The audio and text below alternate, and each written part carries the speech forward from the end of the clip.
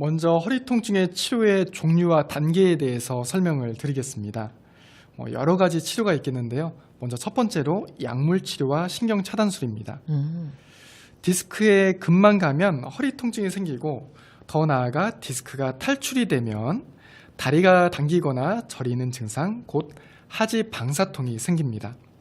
이러한 디스크 손상은 신경에 염증을 일으키거든요.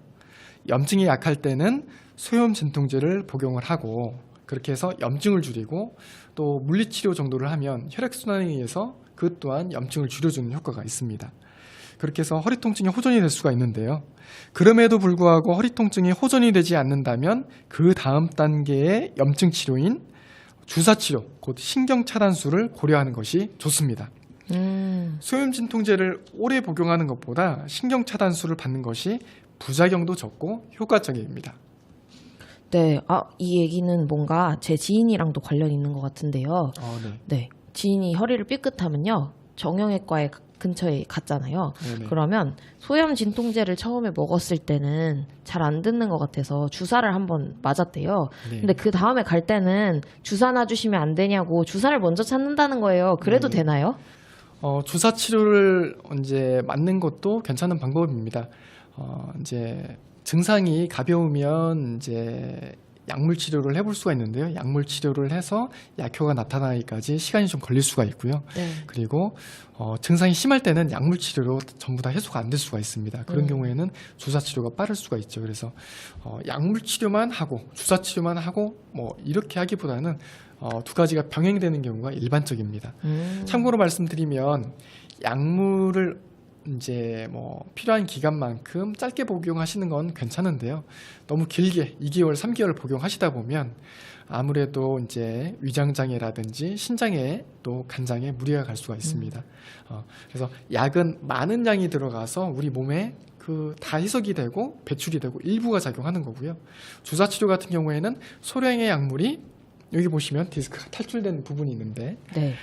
이 부분에 직접적으로 소량의 약물이 작용하는 것이기 때문에 약물로 인한 부작용은 주사 치료가 훨씬 적다고 보시면 됩니다. 오히려 주사 치료가 부작용이 적다니 너무 신기한데요. 네. 또 어떤 치료 방법들이 있나요? 자, 두 번째로는 신경 성형술이 있습니다. 시술의 한 종류가 되겠고요.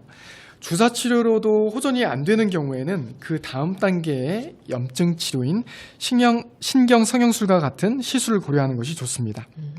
주사 치료는 물총, 시술은 소방호수에 비유할 수가 있겠는데요. 촛불처럼 작은 불은 물총으로도 끌 수가 있겠죠. 조준만 잘하면 끌 수 있습니다. 하지만 큰 불은 어때요? 소방서에서 이제 차가 와야죠. 네. 그래서 소방호스로 확 뿌려야 불이 꺼집니다. 디스크 손상은 신경에 염증을 일으킨다고 말씀을 드렸습니다. 경한 염증은, 가벼운 염증은 약물과 주사치료로, 심한 염증은 시술이 보다 효과적일 수 있습니다. 네, 그렇군요. 그러면 또 어떤 방법들이 있나요? 그 다음으로 유압수술과 척추내시경입니다. 수술에 해당하는 내용들이고요. 시술로 허리 통증이 해결이 안 되거나 효과를 기대하기 어려운 경우에는 수술이 필요할 수가 있습니다. 수술은 허리 통증의 불씨를 없애는 가장 근본적인 치료입니다. 과거에는 피부를 크게 절개하고 근육을 큼지막하게 또 잘라내고 뼈를 뜯어내고 디스크를 다 긁어낸 다음에 케이지라고 하죠. 일종의 인공 디스크를 집어넣어서 무너진 디스크 높이를 이제 확장을 시켜서 높이를 맞춰주고 그 다음에 나사못을 박아서 고정시키는 유압수술, 또 다른 말로는 나사목 고정술이라고 하는 수술을 많이 했습니다. 물론 유압수술이 꼭 필요한 경우도 있습니다. 하지만 부작용도 많았거든요. 그래서 허리는 수술하면 안 된다라는 풍문이 돌기도 했습니다. 그런데 이제는 시대가 바뀌었죠. 피부를 1cm 정도만 절개를 해서 볼펜 두께 정도의 내시경을 이용해서 근육을 자르지 않고 비집고 들어가 신경을 누르고 있는 부분만을 제거를 합니다. 이렇게 하면 수술 시간은 1시간 내외 정도 되고요. 빠르면 2, 3일 후에 퇴원을 해서 가벼운 일상생활이 가능하게 됩니다. 오, 오, 정말 좋아졌는데요. 그럼요. 예, 네. 기술이 정말 많이 발달을 했습니다. 그러니까요. 뭔가 뼈를 뜯어낸다는 얘기만 들었을 때도 와, 어떡하지? 이런 생각이 드는데. 그럼요. 네. 네네. 네, 볼펜 두께 정도의 내시경에 2, 3일이면 퇴원해서 일상생활이 가능하다니 정말 네. 기술의 발전이 놀라운 네, 것 같습니다. 제가 옥천에 있을 때 어떤 환자분은 이제 입원은 절대 원치 않는다고 이제 시술도 안 한다, 수술도 안 한다 그랬던 분인데 이분이 갑자기 증상이 심해져서 오셨어요. 그래서 평상시에 이제 느끼던 통증이랑 양상이 너무 틀리고 너무 심해서 MRI 검사를 다시 했더니 디스크가 큼직하게 탈출이 돼 있었습니다. 그래서 이거는 주사치료로 어렵습니다. 시술로도 어렵습니다. 수술을 해야 됩니다. 라고 해서 수술을 하기로 하고 입원을 하기로 얘기를 나눴거든요. 네. 근데 이제 수술을 하고 나서 증상이 많이 개선이 됐죠. 본인은 입원을 절대 안 하신다는 거예요. 절대 못 한다. 그래서 이제 화를 내시면서 집에 가야겠다라고 얘기를 하셨습니다. 그래서 뭐 본인 의사가 너무 강력한데 어떻게 해요? 그래서 충분히 위험성에 대해서 설명을 드리고 이제 주의사항 안내를 해드리고 퇴원을 하셨어요. 당일날 수술하고 당일날 퇴원하는 경우도 있는데요. 아이고. 그만큼도 가능할 수 있긴 한데 이제 추천하는 방법은 아닙니다. 그만큼 회복이 빠르고 증상이 어떤 효과가 이제 빠르게 나타난다는 부분을 이제 어떤 사례를 통해서 이제 말씀을 드릴 수 있을 것 같습니다. 네. 근데 이거 말고도 또 다른 치료 방법이 있는 건가요? 네, 어떻게 보면 굉장히 중요한 방법인데요. 지금 네. 이제 세 가지 분류를 통해서 이제 말씀을 드렸고요. 네 번째는 이제 재활 치료입니다. 비수술적인 치료든 수술적인 치료든 재활이 필요합니다.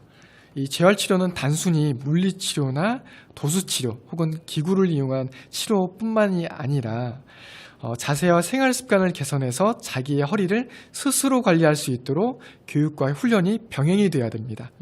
디스크를 손상시키는 이 고착된 자세와 생활 습관을 고쳐야지만이 치료 효과를 극대화할 수 있고 재발을 예방할 수가 있습니다. 우리가 왜 집을 지을 때 이제 이 건축업자 또 인테리어 업자분들이 와서 집을 지어주시잖아요. 네.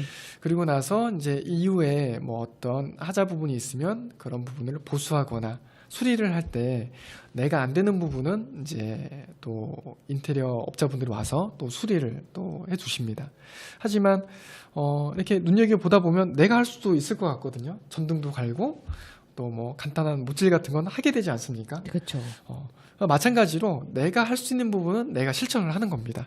그게 바로 자세와 생활 습관입니다. 이건 의사가 또 해줄 수 있는 부분이 아니거든요. 의사는 교육을 해드리고 또 이런 개선할 수 있는 부분들은 개인적으로 실천을 하시면 개인 스스로 관리하고 개인 스스로 치료할 수 있는 방안이 되는 겁니다. 그렇게 해서 관리를 하는 거죠. 사실상 이걸 꾸준히 하는 게 정말 중요하겠네요. 정말 네. 중요하죠. 네, 맞습니다. 약간 모든 통증의 원인이 생활 습관에서 오는 게 크잖아요. 네, 맞습니다. 네. 이 부분을 잘 실천하는 것이 허리 통증을 예방하고 관리하는 핵심이라고 꼭 기억해 두셨으면 좋겠습니다.